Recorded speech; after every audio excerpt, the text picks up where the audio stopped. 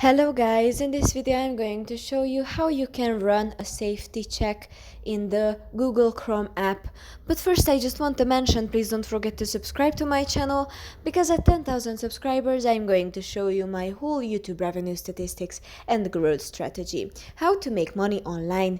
So let's jump into it. Open the Google Chrome. On the top right corner, tap on these three little dots.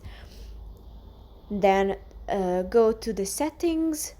On the bottom, tap on the settings, then scroll down, and here in the middle you can see safety check. Tap on it, and on the bottom right corner tap on check now. And this is how you can see your passwords, your safe browsing, your updates, everything is safe. That's pretty much for this video. I hope it was helpful for you. If it was, please consider subscribing, and see you in the next one.